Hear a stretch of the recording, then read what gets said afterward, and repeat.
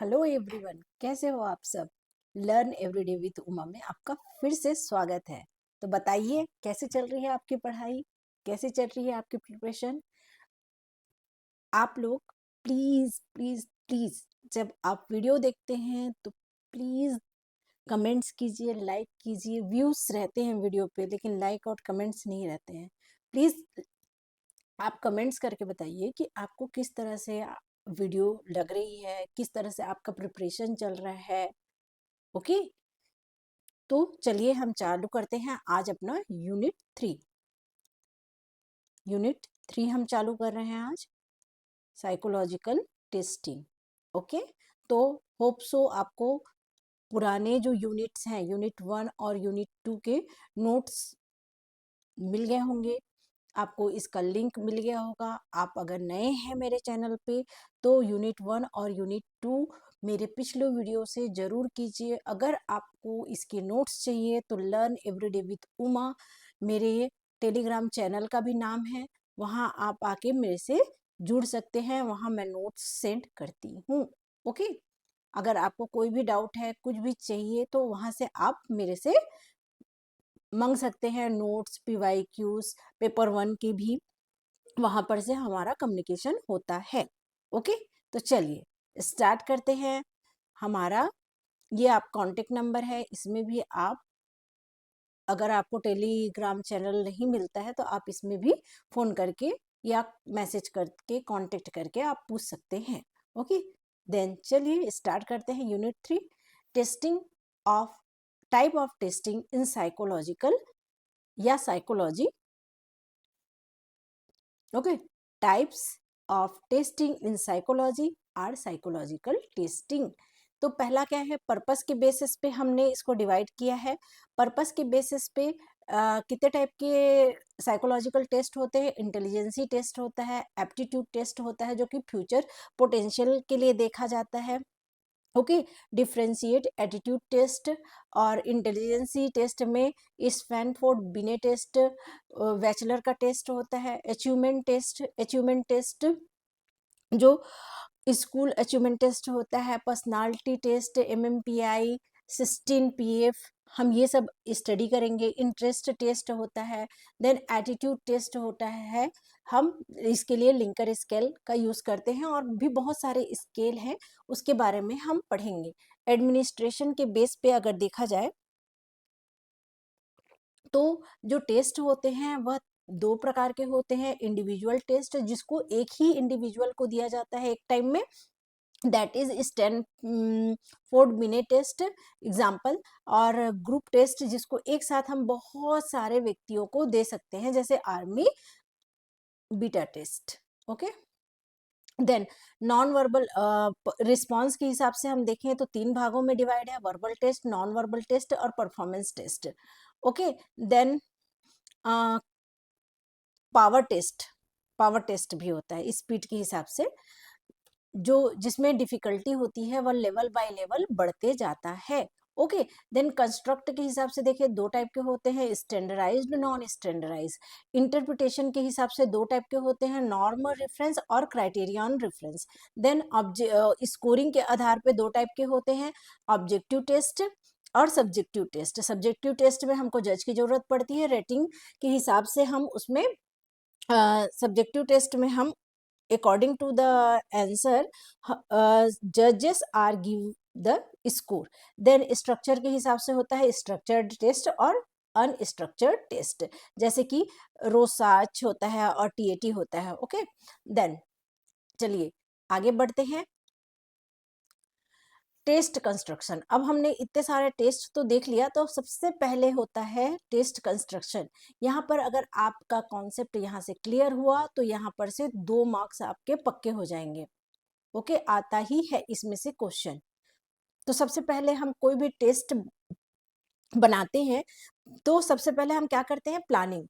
We should planning the test, our purpose of the test, objective, what are the target groups of our study, our test, contain area, कौन कौन से area को हम वो करेंगे, cover करेंगे, test का फॉर्मेट क्या रहेगा, टाइम लिमिटेशन हम कितना रखेंगे, 1 आवर्स का रहेगा कि 20 मिनट्स का रहेगा। स्कोरिंग प्रोसीजर हम देखते हैं। कुल मिला के ये क्या होता है, ओवरऑल ये ब्लूप्रिंट होता है टेस्ट का, कि हमें किस तरह से हम प्रिपेयर करते हैं एक ब्लूप्रिंट टेस्ट का, किस तरह से हमको टेस्ट कंस्ट्रक्ट करना है। फिर आता है second, writing item. Writing item में हम क्या करते हैं, रिव्यू लिटरेचर करते हैं और उसके हिसाब से हम बहुत सारे कंटेंट देखते हैं, सोर्सेस देखते हैं, उसके हिसाब से हम आइटम लिखना चालू करते हैं। Prepare test question according to the objective. हमारा ऑब्जेक्टिव क्या है उसके हिसाब से हम प्रिपेयर करते हैं test. Okay, test should be clear, simple, relevant, unbiased and free from ambiguity. कोई भी एम्बिग्यूटी वर्ड नहीं होना चाहिए, कोई भी एब्रीवेशन यूज नहीं होना चाहिए। आप OMG, OBG जैसे लिखते हैं किसके लिए, ऑप्स एंड गायनिक के लिए OBG लिखते हैं, और बहुत सारे एब्रीवेशन होते हैं। इस टाइप के एब्रीवेशन हमको टेस्ट, जब भी हम आइटम लिख रहे हैं तब इस तरह के एब्रीवेशन का प्रयोग नहीं करना चाहिए। ठीक है, ICD, ठीक है, ये सब चीज हमको नहीं लिखना है। फिर प्रीलिमिनरी एडमिनिस्ट्रेशन। प्रीलिमिनरी एडमिनिस्ट्रेशन में क्या होता है, एक ट्राई आउट होता है, एक पायलट स्टडी टाइप का होता है, जिसमें हम जितने भी हमारे रिप्रेजेंटेटिव सैंपल है, जितने ज्यादा से ज्यादा हो सके उसको हम आइडेंटिफाई करते हैं, ये टेस्ट को देते हैं, और उससे हमको ये पता चलता है कि हमारा टेस्ट का वीकनेस क्या है, स्ट्रेंथ क्या है, यह रिलायबल है नहीं है। आगे हम कितने सारे ग्रुप, इतने लार्ज नंबर में टेस्ट को देंगे सैंपल को, बड़े सैंपल को, तो ये हमारे लिए रिलेवेंट होगा कि नहीं होगा, कौन से आइटम को रखना है, कौन से आइटम को नहीं रखना है, इसके बारे में हमको प्रीलिमिनरी एडमिशन करेंगे उसके बाद ही पता चलेगा। उसके बाद आता है हमारा आइटम एनालिसिस। आइटम एनालिसिस क्या होता है, item, each and every item को हम एनालाइज करेंगे कि उसका डिफिकल्टी इंडेक्स क्या है, डिस्क्रिमिनेशन इंडेक्स क्या है, डिस्ट्रक्टर अगर हम यूज किए हैं MCQ में तो वो रिलीवेंट है या नहीं, वो डिस्ट्रक्ट कर रहा है हमारे पार्टिसिपेट को या नहीं, ये देखते हैं। तो डिफिकल्टी इंडेक्स में हम, ये P से डिनोट होता है, ओके, और ये D से डिनोट होता है। इसका रेंज होता है वह 0 to 1 होता है, इसका रेंज होता है -1 to +1। ओके, इसका रेंज -1 to +1 होता है। ओके, डिफिकल्टी इंडेक्स में एक्चुअली में करते क्या है, ईच एंड एवरी आइटम का हम डिफिकल्टी इंडेक्स निकालते हैं। मतलब इसमें ये रहता है कि जितने बच्चों ने पर्टिकुलर आइटम को सही किया है उसको डिवाइडेड करते हैं टोटल नंबर ऑफ स्टूडेंट से, फिर हमको क्या निकल जाता है, डिफिकल्टी इंडेक्स निकल जाता है। डिफिकल्टी इंडेक्स के अकॉर्डिंग हम देखते हैं कि हमारा जो आइटम है वो इजी है कि डिफिकल्ट है, हमको टेस्ट को इजी बनाना है कि डिफिकल्ट बनाना है, उसके हिसाब से हम क्या करते हैं, आइटम का चुनाव करते हैं। मैं इसको आगे भी बताऊंगी, इसके लिए अलग से स्लाइड है। Discrimination index. डिस्क्रिमिनेशन इंडेक्स हमें ये शो करता है कि हम जो आइटम रखे हैं टेस्ट के लिए वो हायर स्कोरर और लोअर स्कोरर के बीच में अंतर कर पा रहा है कि नहीं। जो व्यक्ति मास्टरी हो पाया है, जो बच्चे पढ़ के आए हैं उस पर्टिकुलर आइटम को, हाँ, उस पर्टिकुलर कोर्स के deeply each and every item को वो पढ़ के आए हैं, और जो बच्चा नहीं पढ़ के आया है उसके में ये डिफ्रेंशिएट कर पाता है कि नहीं, कौन, हमारा आइटम। ओके, फिर डिस्ट्रक्टर के बारे में तो मैंने बता लिया। उसके बाद क्या होता है, उसके हिसाब से हम रिमूव करते हैं, मॉडिफाई करते हैं आइटम्स को। Okay, then reliability. Reliability is a consistency and stability of the test score. हमारा जो टेस्ट स्कोर है उसकी कंसिस्टेंसी और स्टेबिलिटी को बताता है। इसमें बहुत सारे फॉर्म होते हैं, हम याद रखिए ये हम स्टेप बाय स्टेप चल रहे हैं। प्लानिंग पहले होगा, राइटिंग आइटम उसके बाद होगा, प्रीलिमिनरी एडमिनिस्ट्रेशन उसके बाद होगा, आइटम एनालिसिस उसके बाद होता है, और उसके बाद होता है रिलायबिलिटी। हम एक एक स्टेप आगे बढ़ रहे हैं। आपको एग्जाम में आता है टेस्ट कंस्ट्रक्शन के स्टेप को सीक्वेंस में आप जमाइए करके, ओके, अरेंज कीजिए इन सीक्वेंस, तो आपको पता होना चाहिए, इसलिए यहाँ पर आपको बताया जा रहा है। ओके, देन रिलायबिलिटी में consistency and stability of the test देखते हैं। टेस्ट स्कोर हम सैंपल को देते हैं तो उनके टेस्ट स्कोर में क्या होता है, 0.30 या इससे एबो की क्या होनी चाहिए, रिलायबिलिटी होनी चाहिए। ओके, रिलेशन होना चाहिए, कोरिलेशन होना चाहिए। Then validity, validity means the test measure what is intend to be measure. Test वही मेजर करना चाहिए जिस चीज के लिए उसको बनाया गया है। यह क्या बताता है, उस वैलिडिटी यानी ट्रूथफुलनेस। ओके, हमारा जो कंटेंट है वह कितना एक्यूरेसी को बताता है।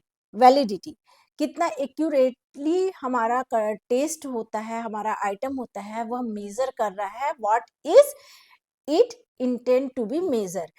इसमें बहुत सारे टाइप होते हैं, जैसे content, criterion, construct, face validity etcetera, हम आगे भी देखें। फिर उसके बाद ये सब हो जाने के बाद हम नॉर्म इस्टेब्लिश करते हैं।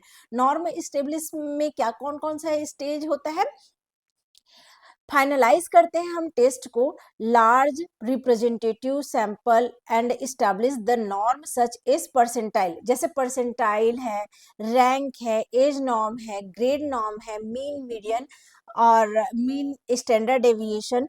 स्कोर से हम इंटरप्रिटेट करते हैं कि हमारा जो स्कोर है वो किस तरह से सडीग है। हम इसको अब पब्लिकेशन के लिए क्या कर सकते हैं, मैनुअल तैयार करते हैं, फिर पब्लिकेशन करते हैं। ओके, तो ये है हमारे स्टेप। पहला आता है प्लानिंग, दूसरा आता है राइटिंग, तीसरा आता है प्रीलिमिनरी एडमिनिस्ट्रेशन, देन आता है फोर आता है हमारा आइटम एनालिसिस, फिफ्थ आता है रिलायबिलिटी, सिक्स आता है वैलिडिटी, सेवन आता है नॉर्म एंड लास्ट आता है पब्लिकेशन। ओके, नेक्स्ट देखते हैं आइटम एनालिसिस, जो मैंने आपको पहले भी बताया है इससे पहले। ओके, आइटम एनालिसिस में हम क्या करते हैं, इस मैंने पी से बताया आपको, इसको रिप्रेजेंट करते हैं आइटम एनालिसिस को। यह क्या होता है, एक सेकेंड, इसका रेंज होता है 0 to 1। ओके, 0 to, ये 2 है ना, 2। ओके, 0 to 1 होता है इसका रेंज। आइटम जो होते हैं नॉमिनल होते हैं। ओके, यूनिडायमेंशनैलिटी होनी चाहिए आइटम में। और इसको किस तरह से मेजर करते हैं, number of student, number of student give correct answer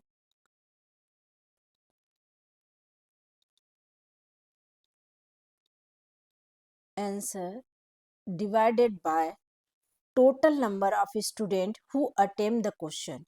Okay,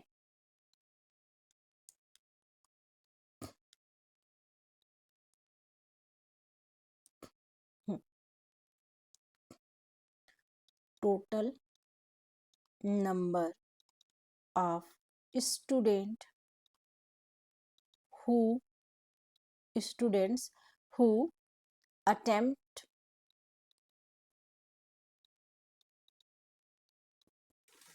the question। इससे हमारा क्या निकलता है, डिफिकल्टी इंडेक्स निकलता है। ओके, जैसे कि अगर कोई बच्चे हैं हमारे, ओके, 30 बच्चों को हमने क्वेश्चन दिया, 30 बच्चे में से 20 बच्चों ने क्या किया, आइटम को सही आंसर दिया। उस पर्टिकुलर आइटम पे 20 बच्चों ने सही सही क्या किया, गेसिंग किया, सही आंसर दिया। 100 बच्चों ने उसको अटेम्प्ट किया। ओके, तो हमारा डिफिकल्टी इंडेक्स क्या होगा, 1/5, यानी क्या होगा आगे, 0.20। 0.20 यानी क्या हुआ, बहुत ही क्या था, कठिन क्वेश्चन था। Okay, the item is very difficult. Okay, तो जीरो के जितने पास होगा आइटम क्या होता है, डिफिकल्ट होते जाता है, और 1 के जितने पास होगा जो हमारा आइटम है वो इजियर होते जाता है। तो आपको ये नहीं पूछता है कि रेंज क्या होता है, ये नहीं पूछता है कि 0 के पास होगा तो डिफिकल्ट होगा, कि 1 के पास होगा तो इजी होगा। आपको क्वेश्चन किस तरह से आते हैं? आपको क्वेश्चन इस तरह से आते हैं कि अम, एक टेस्ट है जिसमें बहुत ही इजी क्वेश्चन है, उसको हमको डिफिकल्ट आइटम बनाने के लिए या स्कोर को डिफिकल्ट करने के लिए हमको किस टाइप के आइटम, कौन से स्कोर वाले आइटम ऐड करने चाहिए। तो आपको ऑप्शन में दिया रहेगा ए, बी, सी, डी। तो आपको कौन से आइटम उसमें रखने चाहिए? 0.90, यहाँ पर दिया रहेगा पॉइंट 5, यहाँ पर दिया रहेगा 0.20 एंड 0.80। ओके, तो आपको कौन सा करना पड़ेगा? ये वाले हमारे लिए अलाउ नहीं होता है। 0.20 हम यहाँ पर ऐड करेंगे, जिससे क्या होगा, आइटम मोर डिफिकल्ट होगा। और यहीं पर अगर इजी आइटम बनाना है, बहुत डिफिकल्ट टेस्ट है, टेस्ट को हमको इजी बनाने के लिए किस टाइप के आइटम को हमको ऐड करना चाहिए, तो हम कौन से आइटम को ऐड करेंगे? 0.90। ओके, इस तरह से। देन आता है डिस्क्रिमिनेशन इंडेक्स। डिस्क्रिमिनेशन इंडेक्स को डी से डिनोट करते हैं। इसका रेंज होता है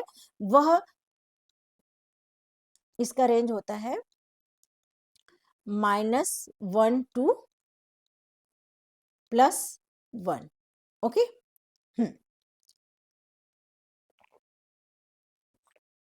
ओके। इसमें क्या होता है, हम मास्टरी, कौन बच्चे अच्छा परफॉर्मेंस कर रहे हैं, कौन बच्चे पढ़ के नहीं आए हैं, उसमें डिफ्रेंशिएट कर सकते हैं डिस्क्रिमिनेशन इंडेक्स से। ओके, इस डिस्क्रिमिनेशन को हम और क्या बोलते हैं, ये इसका दूसरा नाम भी है जो एग्जाम में आता है, मैं आपको बताना चाहूंगी। इसको आइटम पास प्रो आइटम पास प्रोपोर्शन कहा जाता है। आइटम डिफिकल्टी इंडेक्स को। और डिस्क्रिमिनेशन को क्या बोलते हैं? डिस्क्रिमिनेशन को आइटम वैलिडिटी भी बोलते हैं। आइटम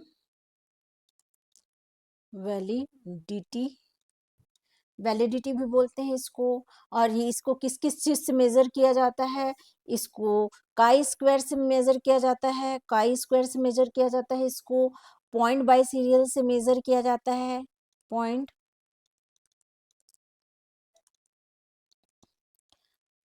और 5 कोएफिशिएंट से मेजर किया जाता है। कोएफिशिएंट से मेजर किया जाता है। और टी टेस्ट से मेजर किया जाता है। किसको? आइटम डिस्क्रिमिनेशन को। ओके, हाँ। अब क्या होता है इसमें, इसका रेंज हम देखते हैं तो -1 और +1 के रेंज में होता है। 40 या एबो को गुड डिस्क्रिमिनेटर माना जाता है। 0 to 30 0.39 को गुड डिस्क्रिमिनेटर माना जाता है। 0.20 से 0.26 को एक्सेप्टेबल माना जाता है। और 0.20 से नीचे को बहुत पुअर माना जाता है। Okay, okay. और एक लेवल और भी होता है जहां पर डिफिकल्टी और डिस्क्रिमिनेशन दोनों का सबसे बेस्ट पॉइंट होता है 0.05। 0.05 एक ऐसा लेवल है जहां पर गुड ये आइटम की good defect difficulty and discrimination को शो करता है।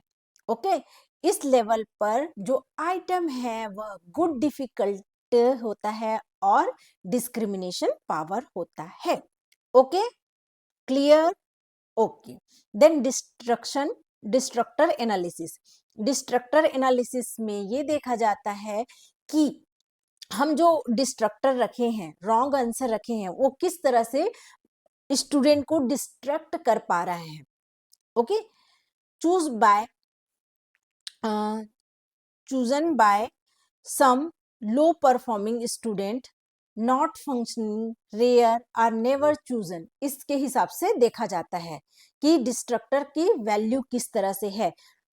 ऐसे डिस्ट्रक्टर हैं जो कि 50-50 राइट आंसर जो रहता है, राइट आंसर और रॉन्ग आंसर के बीच में अच्छा डिस्क्रिमिनेशन है, यानी बच्चे 50% बच्चे राइट आंसर सेलेक्ट कर रहे हैं, 50% केवल उसी डिस्ट्रक्टर को चूज कर रहे हैं। तो मतलब ये हमारा डिस्ट्रक्टर बहुत ही अच्छे लेवल का डिस्ट्रक्टर है।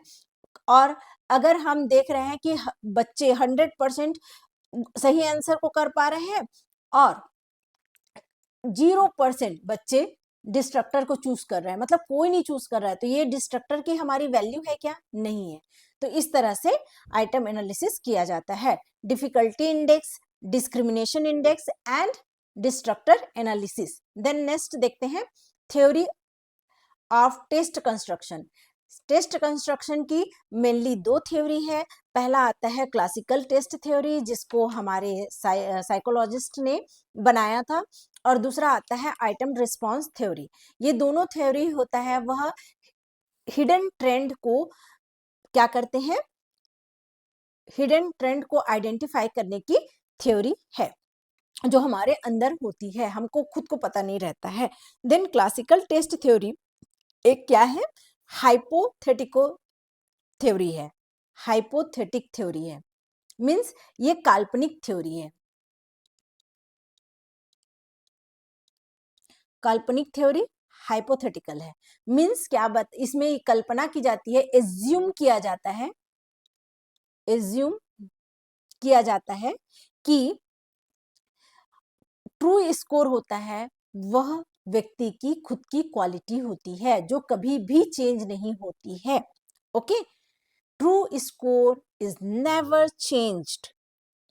जैसे कि आपने कोई एग्जाम दिया, उसमें आपने 75% लाया, आपका स्कोर है 75% स्कोर, तो हम क्या मानेंगे कि 75% स्कोर है, इसमें से 70% आपका खुद का क्या है, 70 या 70 से एबो जो है वो आपकी खुद की एबिलिटी है, जो कि कभी चेंज नहीं होती है।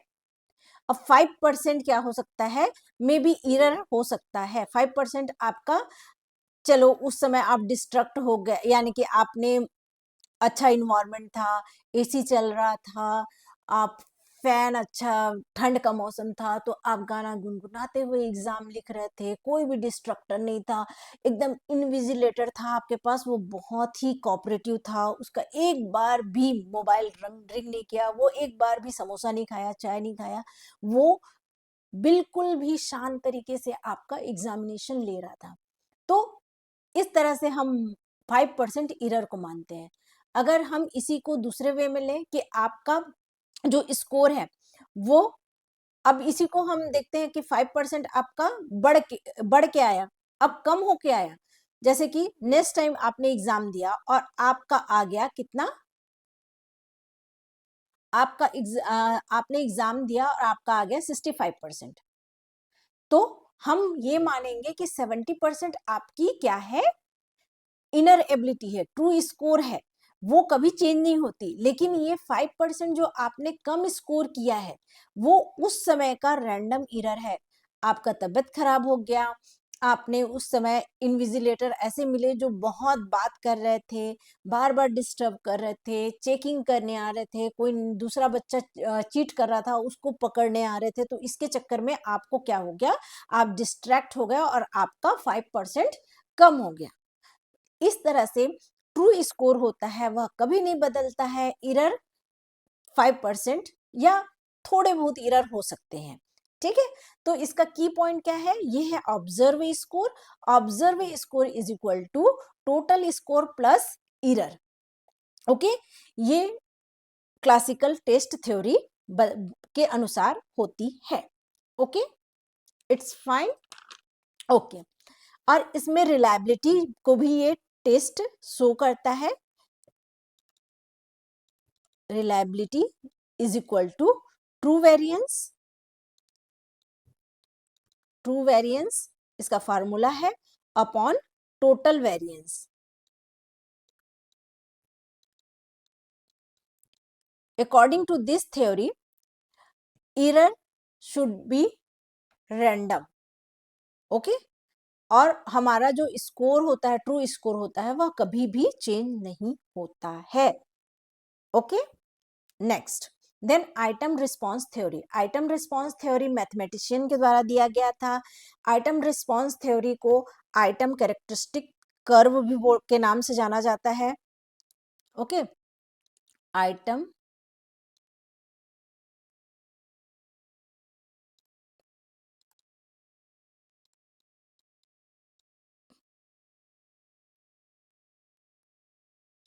कर्व के नाम से भी जाना जाता है। ये क्या बताते हैं, इनके अनुसार आइटम कैरेक्टरिस्टिक कर्व है आइटम रिस्पांस थ्योरी के कारण सीबीटी जो हमारा है कंप्यूटर बेस्ड टेस्टिंग वो इंट्रोड्यूस हुआ है, ओके। इसका एजम्पशन ये है कि probability of correct answer and ability have the liner relation, positive relation. जो अगर हम कर्व बनाते हैं यहाँ पर, sorry,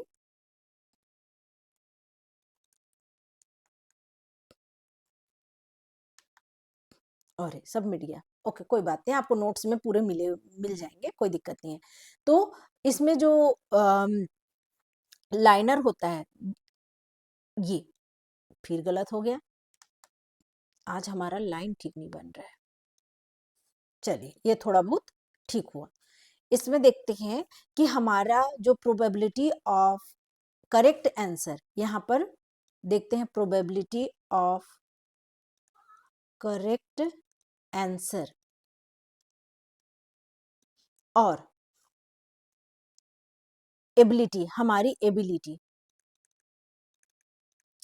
ability to give the correct answer, ये होती है, इसके बीच में लाइनर और पॉजिटिव रिलेशन होता है, ओके।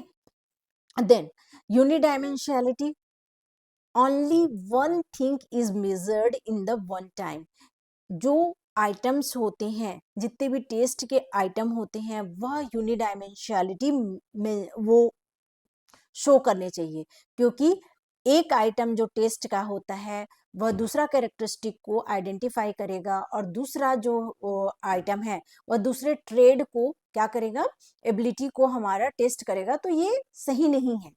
एक टाइम में हम जितने भी टेस्ट आइटम बना रहे हैं वो एक ही एबिलिटी और एक ही ट्रेंड को क्या करने चाहिए, मेजर करने चाहिए। देन आइटम डिस्क्रिमिनेशन होता है, उसको डी से शो करते हैं, इसका रेंज +1, इसका जो है रेंज 0 +1 टू -1 तक रेंज रहता है इसका। और जो हमारा जो आइटम कैरेक्टरिस्टिक कर्व में 3 सेक्शन होते हैं, okay.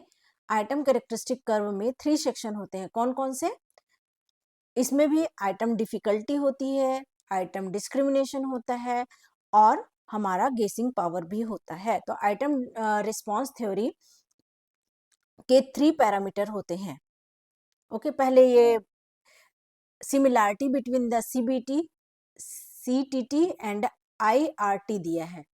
Classical theory, classical theory और जो item response theory, classical test theory और आइटम रिस्पांस थ्योरी के बीच में सिमिलैरिटी दिया है, ये आपके नोट्स में है, ठीक है। और ये दोनों के बीच में अंतर है, इसमें हम ट्रू स्कोर को मेजर करते हैं, इसमें हम क्या बोलते हैं, ability of correct response is the function of ability. ये इंडिविजुअल ये test score overall test score के बारे में बताता है, कौन सा, क्लासिकल टेस्ट थ्योरी के द्वारा। इसमें हम इंडिविजुअल रिस्पांस देखते हैं ईच आइटम पे, इसमें डिस्क्रिमिनेशन और difficulty are calculated from the sample, इसमें item parameter are established using an IRT model. Okay, simple सा है, जो मैं बता रही हूँ वही है। आप एक बार रीड कर लीजिएगा, गो थ्रू हो जाइएगा इससे, और कहीं पर भी कोई प्रॉब्लम होती है तो बताइएगा। तो 3 पैरामीटर इसके होते हैं, किसके? आइटम रिस्पांस थ्योरी के। पहला आता है पी, पहला पैरामीटर होता है डिफिकल्टी, इसको BI से शो करते हैं, इसको आइटम डिफिकल्टी के नाम से जाना जाता है। ठीक है, इसका रेंज वही होता है 0 to 1। Okay, then second parameter होता है डिस्क्रिमिनेशन, इसको AI से जाना जाता है। आइटम डिस्क्रिमिनेशन के नाम से पूरा नाम है इसका parameter. how well the item distinguishes between student with different ability level, उसके हिसाब से इसको देखा जाता है।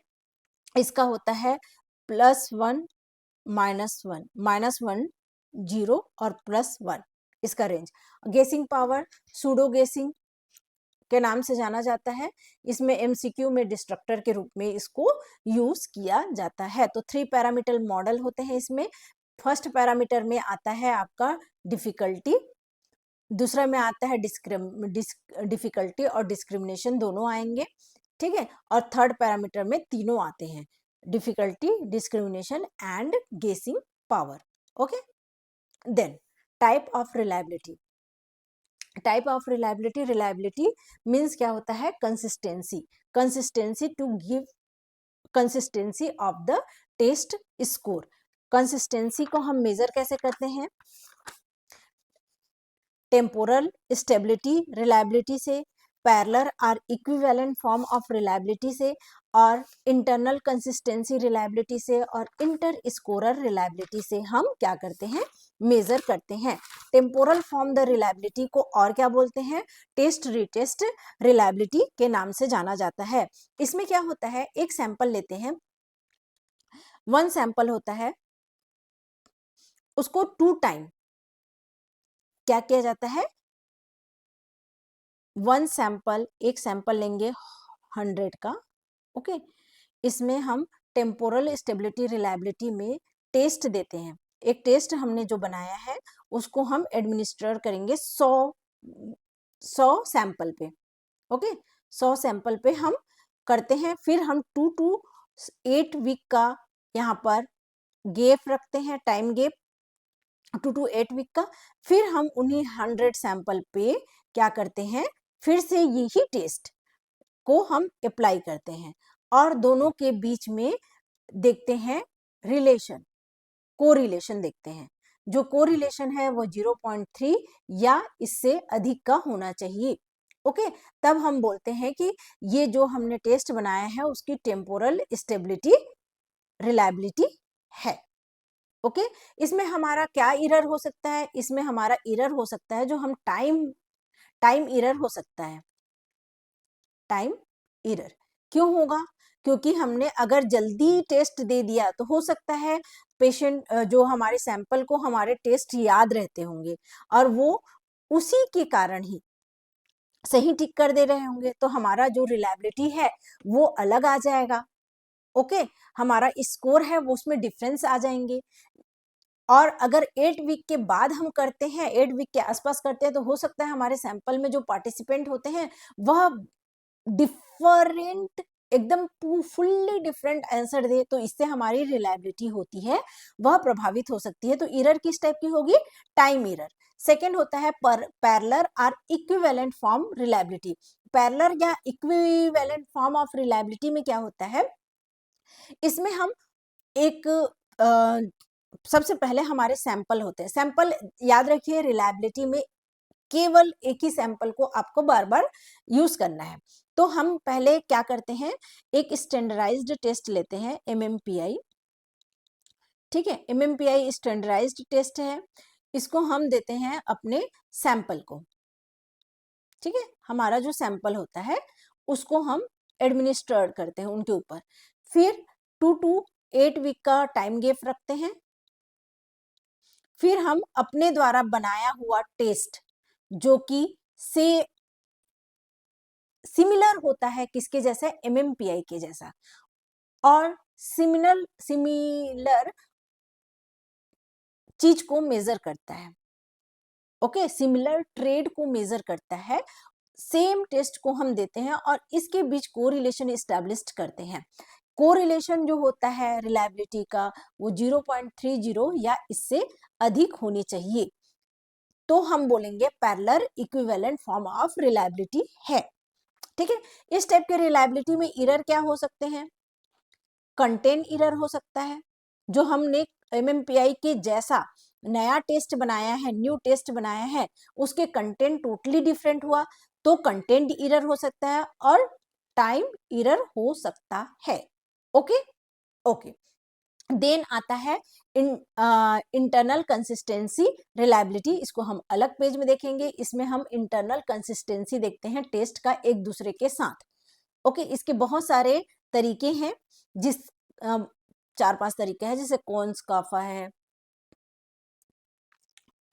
क्रोंचबाग अल्फा है, कुडरसन रिसर्सन है, इसके बारे में हम देखेंगे। फिर इंटररेटर रिलायबिलिटी। इंटररेटर रिलायबिलिटी में क्या होता है, जब हमारे पास ये सब चीज, ये तीनों तो सब्जेक्टिव ऑब्जेक्टिव टाइप के क्वेश्चन के लिए होते हैं, लेकिन सब्जेक्टिव टाइप का क्वेश्चन रहता है जिसमें short answer question, subjective type question रहते हैं, शॉर्ट आंसर है, लॉन्ग आंसर है, ऐसे टाइप का क्वेश्चन है, उसके लिए हमको जज की जरूरत पड़ती है।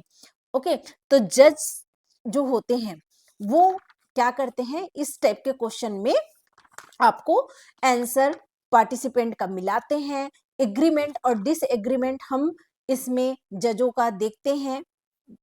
ओके, जज होते हैं वह 2 या 2 से अधिक होते हैं और वो रेट कर, वो पार्टिसिपेंट को नंबर देते हैं, नंबर देते हैं, उसके हिसाब से क्या करते हैं, रिलायबिलिटी इस्टेब्लिश किया जाता है। इंटररेटर रिलायबिलिटी होती है वह 0.80 से अधिक होनी चाहिए।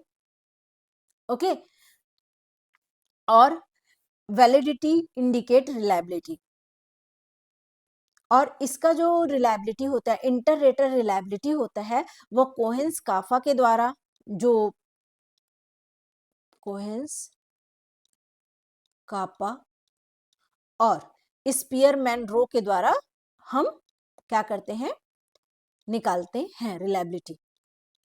क्योंकि रेटिंग जो होता है वह ऑर्डिनल डाटा हमको मिलता है। यहाँ से हमको क्या डेटा मिलता है, ऑर्डिनल ऑर्डिनल डाटा मिलता है, ordinal data rank order data मिलता है, जिसको हम स्पीयरमैन रो और कोएंस काफा के द्वारा हम क्या करते हैं, रिलायबिलिटी निकालते हैं। एग्रीमेंट देखते हैं, जजों के जो जजमेंट है उसके ऊपर एग्रीमेंट देख के हम एग्रीमेंट का परसेंटेज निकालते हैं। देन इंटर कंसिस्टेंसी रिलायबिलिटी, इसको देखते हैं। चलिए आगे बढ़ते हैं। ये है हमारा test, retest reliability, parallel equivalent form reliability, internal consistency और इंटररेटर रिलायबिलिटी। यहाँ से आपको नोट्स मिल जाएंगे, आप पढ़ लीजिए। Okay, then internal consistency reliability, जिसके बहुत सारे टाइप, बहुत सारे तरीके हैं चेक करने के लिए। Item within a test consistently measure the same construct. इसका पर्पस ये रहता है कि हमारे जो आइटम है, जैसे हमने 30 आइटम बनाए हैं अपने टेस्ट में, तो 30 आइटम ये क्या होने चाहिए, एक ही कंस्ट्रक्ट को, यानी एक ही ट्रेड को मेजर करने चाहिए, सेम कंस्ट्रक्ट होने चाहिए। मेजर द सेम कंस्ट्रक्ट, एक ही ट्रेड को, एक ही कंस्ट्रक्ट को मेजर करने चाहिए। ओके, तो इसके लिए हम देखते हैं स्प्लिट हाफ मेथड। इसमें क्या करते हैं, जो हम एक बार ही एडमिनिस्टर करते हैं अपने टेस्ट को, 30 जो आइटम है उसको एक बार ही सैंपल को एडमिनिस्ट्रेड करते हैं। अब 30 क्वेश्चन को हम 15 क्वेश्चन में बांट देते हैं। इस 15 क्वेश्चन का इस 15 क्वेश्चन से रिलायबिलिटी देखते हैं। ये रिलायबिलिटी 0.30 से एबो होने चाहिए। Okay, same Spearman brown correction, ये लेंथ के लिए होता है, कितना लेंथ हमको टेस्ट का रखना चाहिए, इसको मैं नेक्स्ट पेज में आपको समझाऊंगी। सेम रूलर है फार्मूला, फ्लेगन फार्मूला है, कोंच बार अल्फा और कुडर रिसर्चन है। कुडर रिचर्सन और क्रोंचबाग अल्फा के लिए दोनों डाइकोटोमस आइटम में जिसके एक राइट और रॉन्ग आंसर होते हैं, डाइकोटोमस आइटम के लिए ये सेम होते हैं। यदि आप कोई डाइकोटोमस आइटम का इंटरनल कंसिस्टेंसी देख रहे हैं तो उसका वैल्यू कोइंस काफा के लिए और कुडर रिसर्चन के लिए सेम आने चाहिए, यानी एक जो आइटम है उसका 0.35 आ रहा है रिलायबिलिटी, तो कुडर रिसर्चन के अनुसार भी 0.35 आना चाहिए और क्रोन्चबार्ग अल्फा के लिए भी 0.35 आना चाहिए। ओके, क्रोन्चबार्ग अल्फा सभी प्रकार के आइटम के लिए यूज किया जाता है। Examine the consistency among all item of a test. Polytomous item के लिए भी हम क्रोन्चबार्ग अल्फा यूज कर सकते हैं, पर क्या हम पॉलीटोमस आइटम के लिए कुडर रिचर्डसन यूज कर सकते हैं? नहीं। ठीक है, और क्या आता है? Pearson separation reliability. ये क्या है? इंटरनल कंसिस्टेंसी रिलायबिलिटी के टाइप है। आपको इसमें किस तरह से क्वेश्चन आएंगे? आपको इसमें इस तरह से क्वेश्चन आएंगे कि which of the part of are type of internal consistency reliability. तो आपको ये सब नाम दिए रहेंगे, या तो ऑड वन को आउट करना है, या तो दिए रहेंगे कि कौन कौन से होते हैं। तो एबीसी, सीबीए ऐसा करके जो आता नहीं है question, multiple choice question, same वैसे ही क्वेश्चन आते हैं। ओके, देन हम देखते हैं Spearman brown correction. Spearman brown correction हम लेंथ के लिए देखते हैं, ये भी इंटरनल कंसिस्टेंसी रिलायबिलिटी का टाइप है। इसमें क्या होता है? टेस्ट स्ट्रेंथ को कितना रखना है, हमको कितने आइटम्स रखने हैं, इसके लिए ये स्पीयरमैन ब्राउन करेक्शन होता है। इसका फार्मूला है ये। ओके, के यहाँ पर क्या है?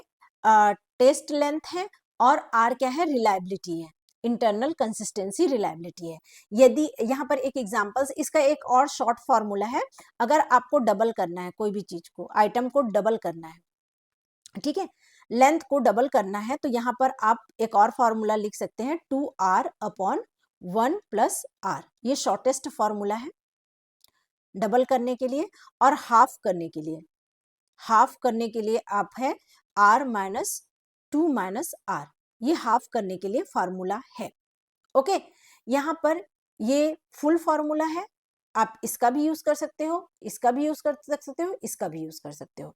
ठीक, तो अगर हमारा एग्जाम्पल देखते हैं, 20 आइटम है, उसकी रिलायबिलिटी 0.60 है, तो उसको डबल करना है लेंथ को, तो हम कैसे करेंगे? तो ये इस वाले फॉर्मूले से हम डायरेक्ट देखते हैं, डबल करना है हमको, तो 2r, आर हमारी कितनी है? 0.60, तो इंटू 0.60 अपॉन 1 प्लस फिर से 0.60। ओके, तो यहाँ पर क्या हो जाएगा? 1.20 अपॉन 1.60, ये हो गया। और नेक्स्ट हमारा क्या होगा? हमारा आंसर क्या होगा? 75, क्योंकि हम जानते हैं जैसे ही हम टेस्ट लेंथ बढ़ाते हैं हमारी रिलायबिलिटी क्या हो जाती है? बढ़ जाती है। इस तरह से आप इस मेथड से डायरेक्ट कर सकते हैं। इस मेथड से भी डायरेक्ट हो जाता है, लेकिन ये थोड़ा लेंदी है। चलिए इससे भी करके देख लेते हैं, सेम आंसर आता है कि नहीं। के यहाँ पर क्या है? टेस्ट लेंथ है, हमको टेस्ट लेंथ को कितना करना है? डबल करना है, तो डबल करना है, यानी के का इज इक्वल टू क्या हो जाएगा? 2। फिर r ऊपर में जैसे है 0.60, फिर नीचे हमको क्या करना है? 1 प्लस, अब यहाँ पर ये k की जगह हम फिर 2 रखेंगे, 2 माइनस 1 इंटू 0.60। अल्टीमेटली हमारा ये स्टेप डायरेक्ट आ जाएगा। ओके, तो इस तरह से हम स्पीयरमैन ब्राउन करेक्शन के जरिए हम टेस्ट लेंथ को बढ़ा सकते हैं, कम कर सकते हैं। ओके, ये हो गया हमारा रिलायबिलिटी। आज के लिए यहीं तक रखते हैं। आप अच्छे से क्लास देखिए, दोबारा देखिए, आपको कैसा लगा आप जरूर बताइए, अपना फीडबैक दीजिए, लाइक शेयर और सब्सक्राइब करना ना भूलें। Thank you so much.